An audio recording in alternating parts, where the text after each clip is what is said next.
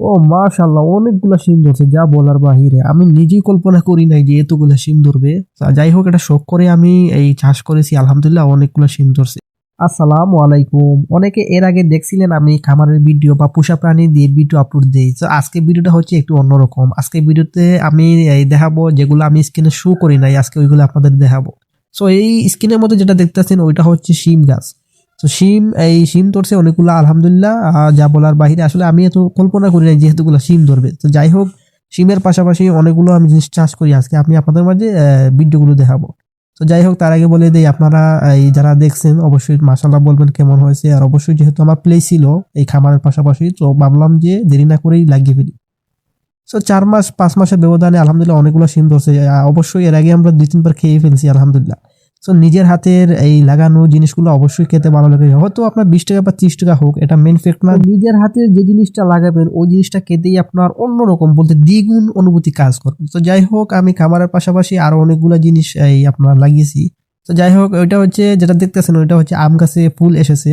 So এটা ছোট্ট গাছ, দেখেন আম গাছে ফুল আসছে। আসলে ফুল আসলে অনেকগুলা ভালো লাগে। তো তারপর অনেকগুলা জিনিস আছে, আপনাদের যদি দেখাই তাহলে অনেক সময় লাগবে। তো যাই হোক, ওটা আরেকদিন দেখাবো।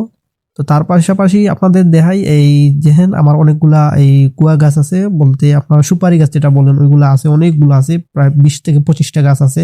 আলহামদুলিল্লাহ ওইগুলাতে সুপারি গাছ ধরলে অবশ্যই বাজার থেকে আর কিনা লাগবে না। আর এদিকে আমার নারকেল গাছ ২টা আছে, আলহামদুলিল্লাহ অনেক বড় হয়ে গেছে। আসলে মনে হইতেছে যে ওই কদিন আগে লাগাইছি, আসলে দিনগুলা কিভাবে যাইতেছে আসলে তা আসলে বলার বাহির। আর এখন যেটা দেখতেছেন ওইটা হচ্ছে আপনার এই কদু, বলতে আমাদের সিলেটি ভাষা কদু বলে।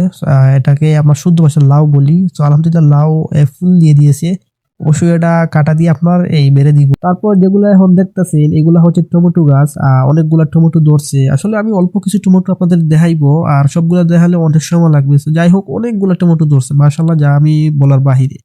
সো এখন তো রমজান মাস, অবশ্যই টমেটো গুলা অনেক কাজে আসবে আমাদের। অবশ্যই আমরা টমেটো অনেকগুলা খেয়ে ফেলছি, ইতিমধ্যে অনেকগুলা টমেটো ধরছে। আর এখন যেটা দেখতেছেন এটা হচ্ছে বেগুনের গাছ। অবশ্যই বেগুন ২-৩টা ধরছিল, তারপর আমরা প্রথম রমজানে খেয়ে ফেলছি। আর এখন যেটা দেখতেছেন ওইটা আসলে কি গাছ আসলে আমার জানা নেই, কারণ যেহেতু এটা আমার আম্মা লাগিয়েছে। মাশাআল্লাহ অনেক, যেটাই হোক মাশাআল্লাহ অনেকগুলা ধরছে। আর এখন যেটা দেখছেন ওইটা হচ্ছে ছোট মরিচ গাছ। ওইটা জানেন তো, ছোট মরিচের ঝাল বেশি। যাই হোক, মরিচ অনেকগুলা ধরবে ইনশাআল্লাহ। তো আশা করি ফুল এসে গেছে। তো তারপর আপনারা যেগুলো দেখতেছেন এগুলো হচ্ছে পেঁপে। আসলে পেঁপে আমার তো না খেলে না হয়। তো আরো বিভিন্ন জিনিস চাষ করে থাকি। তো আসলে এগুলো দেখালে অনেক সময়ের প্রয়োজন। ইনশাআল্লাহ আরেকদিন সময় করে আপনাদের মাঝে ভিডিও দিব। তো আজকে ভিডিও এতটুকু। আর ইনশাআল্লাহ নতুন নতুন ভিডিও পেতে চ্যানেলটা সাবস্ক্রাইব করে পাশে থাকবেন। ধন্যবাদ। আসসালামু আলাইকুম।